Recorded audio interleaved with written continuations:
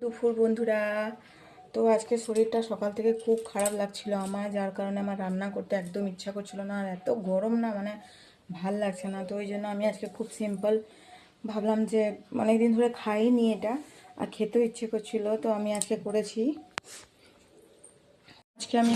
গিয়ে রান্না করতে আজকে একদম মন করছিল না। এখানে আমি ভাতটাকে মানে মাড় রেখে দিয়েছি, মাড়টা গালে নিয়ে যে মাড় রেখে দিয়েছি। আজকে খুব আমার ইচ্ছে করছিল একটু ঘি দিয়ে ভাত খেতে।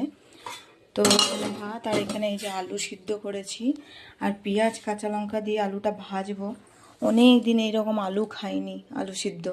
তো এই জন্য ইচ্ছে, আমি এখানে তেল বসিয়ে নিয়েছি, আর আলুটার খোসা ছাড়িয়ে নুন দিয়ে ভালো করে আলুটা মেখে নিলাম।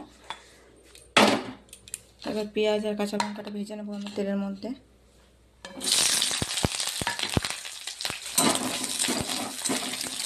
এই আলু সিদ্ধটা খুবই টেস্টি লাগে, কারণ হচ্ছে আমি মোটামুটি 1 বছরের মতন রসুন পেঁয়াজটা খাওয়া আমি আর আমার হাজব্যান্ড ছেড়ে দিয়েছিলাম, যার জন্য এইসবগুলো খাওয়াই হচ্ছিল না। তো এখন এই যে 1 মাস ধরে একটু কিছু অসুবিধা ছিল, যার জন্য ডক্টর এখন খেতে বলেছে আমাদেরকে, বলছে মাছ মাংস তো আপনারা খান না, কিন্তু পেঁয়াজ রসুনটা তো খেতে হবে।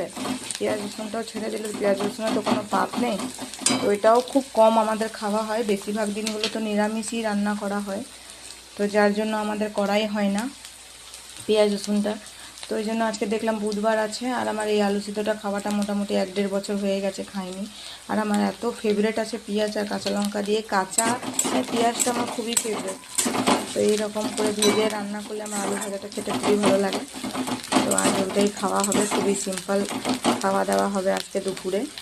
আজকে আমার মানে সকাল থেকে উঠেছি তখন থেকে শরীরে গা হাত পা এত ব্যথা করছে যে আমার একদম ইচ্ছে করছে না। তার একটু ভাজা ভাজা করবো, নিয়ে পরে আলুটা দিয়ে দেবো। দেখো পেঁয়াজটা কিন্তু ভাজা হয়ে গেছে, এর থেকে বেশি ভাজবো না, ভাজলে ভালো লাগবে না পেঁয়াজটা। এখন আলুগুলো দিয়ে দেবো এর মধ্যে, আমি সব আলুগুলো